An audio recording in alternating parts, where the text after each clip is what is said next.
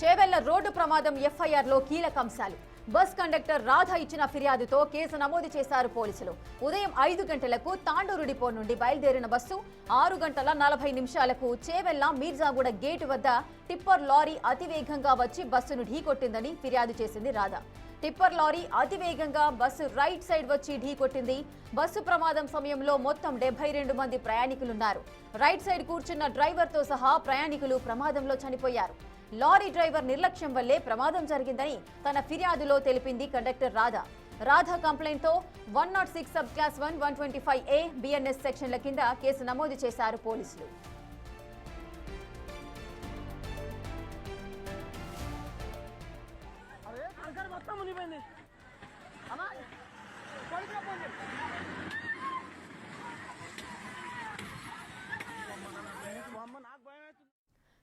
ఇక చేవెళ్ల రోడ్డు ప్రమాదానికి సంబంధించి బస్ కండక్టర్ రాధ ఒక ఫిర్యాదు అయితే ఇచ్చింది పోలీసులకు. ఈ ఫిర్యాదుకు సంబంధించిన పూర్తి డీటెయిల్స్ మా ప్రతినిధి సురేష్ అందిస్తారు. సురేష్, బస్ కండక్టర్ రాధ ఫిర్యాదులో ఏ విషయాలు పొందుపరిచారు, ఎటువంటి కేసులు నమోదు చేశారు, పూర్తి వివరాలేంటి?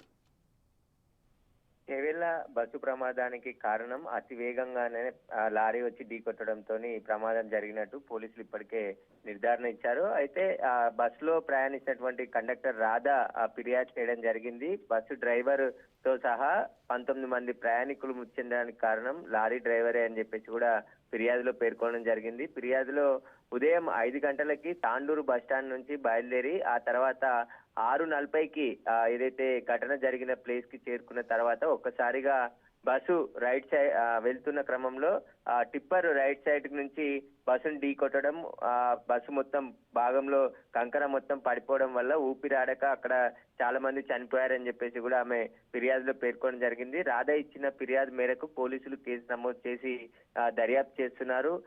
అడిషనల్ డీజీ మహేష్ భగవత్ ఆధ్వర్యంలో విచారణ కొనసాగుతుంది. ఇప్పటికే ప్రభుత్వం కూడా ఈ ప్రమాదానికి సంబంధించి పూర్తి దర్యాప్తు చేసి నివేదిక ఇవ్వాలని చెప్పేసి సీఎం రేవంత్ రెడ్డి ఆదేశించడంతో ఇప్పటికే పోలీసులు ఈ కేసుకు సంబంధించి బస్సు లారీకి సంబంధించిన పూర్తి ఇన్వెస్టిగేషన్ కొనసాగిస్తున్నారు. ఇప్పటికే క్లూస్ టీమ్ అధికారులు కూడా క్లూస్ సేకరించడం జరిగింది. ప్రమాదానికి గల కారణాలేంటి, ఏ విధంగా ప్రమాదం జరిగింది, బస్సు మూలమలుపు ఉండడంతోనే ప్రమాదం కారణమా లేదంటే లారీ అతివేగంగా వచ్చి ఆ టిప్పర్ ఢీ కొట్టడంతోనే ప్రమాదం జరిగిందా అనే దానికి సంబంధించి ప్రస్తుతం అయితే పోలీసులు దర్యాప్తు చేస్తున్నారు. ఎఫ్ఐఆర్ లో కూడా 2 సెక్షన్ల కింద కేసు నమోదు చేసినట్టు పోలీసులు పేర్కొనడం జరిగింది. ప్రస్తుతం లారీ నడిపిన డ్రైవర్ ఆకాష్ కూడా చనిపోయాడు కాబట్టి ఖచ్చితంగా దీనికి సంబంధించి పూర్తి ఇన్వెస్టిగేషన్ చేసిన తర్వాత ప్రభుత్వానికి ఒక నివేదిక కూడా పోలీసులు ఇవ్వనున్నారు.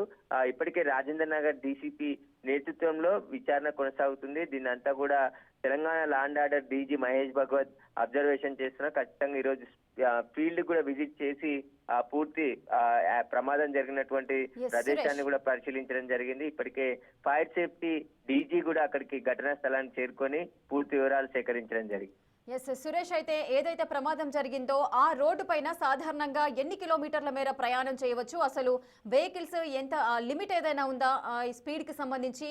ఇప్పుడు ఈ టిప్పర్ కి సంబంధించి కూడా అంత ఓవర్ స్పీడ్ తో ఎందుకు వెళ్తోంది, దీనికి సంబంధించిన డీటెయిల్స్ ఏమైనా తెలుసాయా?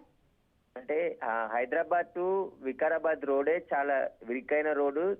అంటే డబల్ లైన్ రోడ్ కాకుండా సింగిల్ లైన్ రోడ్నే వచ్చిపోయే వెహికల్స్ అన్ని కూడా వెళ్తూ ఉంటాయి. ఆ రోడ్డు ఇరుకుగా ఉండడం ఒక కారణం అయితే అతి వేగంగా వచ్చి బస్సును ఢీకొట్టడంతో ప్రమాద తీవ్రత ఎక్కువ పెరిగి ఆ కంకర లారీ ఏదైతే లోడ్ ఉందో ఆ లోడ్ అంతా కూడా బస్ పై పడిపోవడం, అందులో చాలా మంది ఊపిరి ఆడక చనిపోయారని చెప్పేసి కూడా ఫిర్యాదులో పేర్కొనడం జరిగింది. అందులో విజువల్స్ కూడా స్పష్టంగా కనబడుతున్నాయి. ఏదైతే పూర్తిగా టిప్పర్ లో ఉన్నటువంటి కంకర అంతా కూడా బస్సులో పడిపోవడం, వాళ్ళంతా కూడా ప్రయాణికులు కింద చిక్కుకొని ఊపిరాడక కూడా చాలా మంది చనిపోయారని చెప్పేసి కూడా ఫిర్యాదులో పేర్కొనడం జరిగింది. దీనికి సంబంధించి మొత్తం రోడ్ సేఫ్టీ అధికారులతో పాటు ఇటు పోలీసులు అదేవిధంగా ఫైర్ సేఫ్టీ డిపార్ట్మెంట్ అన్ని డిపార్ట్మెంట్లకు సంబంధించి విచారణ కొనసాగుతుంది. దీనికి సంబంధించిన దర్యాప్తు తర్వాత ప్రభుత్వానికి ఒక నివేదిక ఇచ్చే అవకాశం కనబడుతుంది. ఇప్పటికే ఆ రోడ్ ని విస్తరించాలని చెప్పేసి ఎన్నో రోజుల నుంచి డిమాండ్ చేస్తున్నారు. అక్కడ చెట్లు కొట్టేయాలన్నా కూడా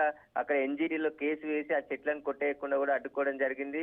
ఇవన్నీ కూడా ప్రమాదానికి కారణం. ఈ ఒక్క ప్రమాదమే కాదు, ప్రతిరోజు ఆ వికారాబాద్ రోడ్ లో ఏదో ఒక చోట ప్రమాదం జరుగుతూనే ఉంటుంది.